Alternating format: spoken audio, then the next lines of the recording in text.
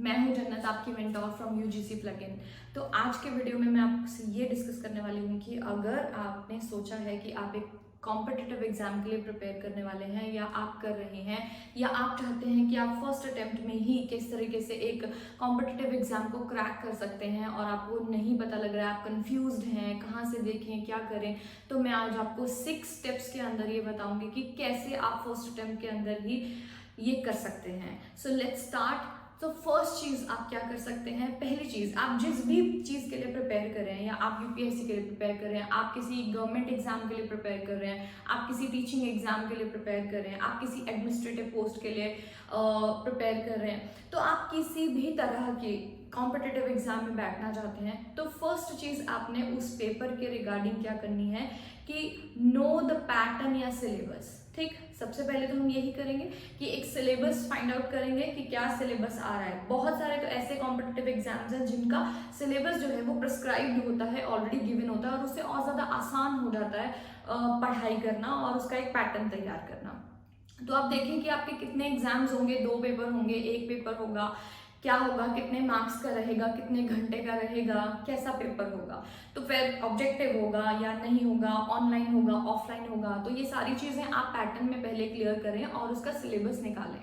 अब पहला पॉइंट ये हो गया। सेकंड चीज आपको क्या करनी है, ये देखें कि उसके रिजल्ट्स जो हैं वो मेरिट बेस्ड हैं या फिर आपको एक गिवन एक जैसे आपके टेट एग्जाम्स में या ऐसे एग्जाम्स के अंदर आपको 90 मार्क्स स्कोर करने होते हैं, यानी एक फिक्स्ड नंबर आपको स्कोर करना है, या फिर आपको मेरिट में आना है। और अगर आपको मेरिट में आना है, आपको कितना अपने सब्जेक्ट के अंदर मेरिट के अंदर आना है, या आप जिस भी फील्ड के अंदर कर रहे हैं उसके अंदर कितनी मेरिट जाती है जनरली, यानी how much you need to give your efforts, how much you need to score, ये आपको पता होना चाहिए। सो थर्ड चीज आपको क्या करनी है, उसके बाद आपको ढूंढना है एक मेंटर।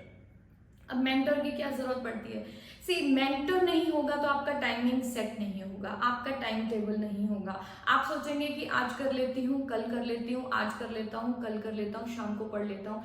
सो इसके बजाय आप एक मेंटर चूज कीजिए। You can choose it on YouTube, you can choose it from anywhere, easily accessible होता है। यूट्यूब एक ऐसा प्लेटफॉर्म है जहाँ पे आपको बहुत सारी चीज़ों की फ्री में कोचिंग प्रोवाइड हो जाती है या गाइडेंस मिल जाती है बहुत सारे लोगों से। तो आप ये कर सकते हैं कि आप एक अपना मेंटर चूज कीजिए और एक ही कीजिए, don't go to so many people, उतना ही कंफ्यूजन आपका बढ़ेगा। तो आप एक किसी भी मेंटर को सिलेक्ट कीजिए और उनको फॉलो कीजिए, उनसे स्टडी कीजिए, उनसे गाइडेंस लीजिए। ठीक है, अब ये करने से क्या होगा कि आपका डेली का एक टाइमिंग सेट होगा। जब भी वो मेंटर आपको कोई वीडियो डालेंगे, आपको कोई कंटेंट देंगे, तो आप उसको फॉलो करेंगे। नेक्स्ट स्टेप, 2 तरीके हैं पढ़ाई करने के। अब आपके पास मेंटर आ गए, आपके पास कंटेंट होगा, ठीक है। अब आपके पास जो नोट्स हैं, बच्चे 2 तरीके लगाते हैं कि या तो कंटेंट पढ़ के क्वेश्चन सॉल्व करते हैं या तो क्वेश्चन पढ़ के कंटेंट की तरफ जाते हैं। ये 2 तरीके रहते हैं। मेरा पर्सनल ओपिनियन या मैंने जो ट्राई किया है या मुझे जो सही लगता है वो यही लगता है कि पहले मैं एमसीक्यूज उठाती हूँ, उसके बाद मैं कंटेंट पे जाती हूँ। But most of the students जो नए हैं, मेरा सजेशन क्या रहेगा, अगर आप पहली बार सिलेबस को गो थ्रू कर रहे हो तो पहले कंटेंट को देखो, ठीक है। अगर आपका दूसरा अटेम्प्ट है, तीसरा अटेम्प्ट है किसी पेपर के लिए और आप एक बार कंटेंट को देख चुके हो, तब आप उल्टा चूज करो, आप पहले एमसीक्यूज को सॉल्व करो और उसके बाद आप कंटेंट पे जाओ, ठीक है।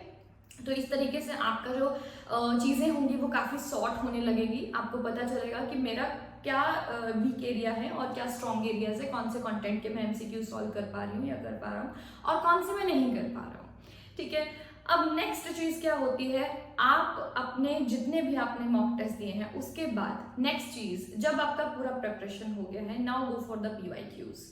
पीवाईक्यूज बच्चे पहले नहीं सॉल्व करने हैं, पहले आपको जनरल बेसिक क्वेश्चन सॉल्व करने हैं सो दैट आपका बेस क्लियर हो जाए, ठीक है। आपको ये उसको करने के बाद करने हैं जब आपने जनरल क्वेश्चंस को सॉल्व कर लिया है उस पेपर के regarding, then go for the PYQs. जितने भी प्रीवियस एग्जाम्स हुए लास्ट 5 ईयर्स, लास्ट 10 ईयर्स के, उनको निकलवाइए, उनको डाउनलोड कीजिए। नेट पे आपके पास सब कुछ अवेलेबल होता है, तो वहां से आप डाउनलोड करके क्या कर सकते हैं, उनको प्रैक्टिस कीजिए, ठीक है।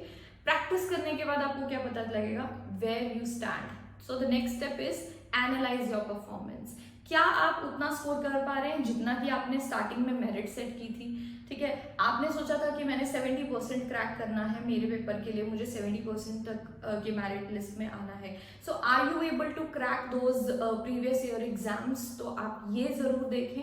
उसके बाद जब एनालिसिस हो जाएगा तो आप सिर्फ और सिर्फ उसको इम्प्रूव करने के लिए प्रैक्टिसेस कीजिए।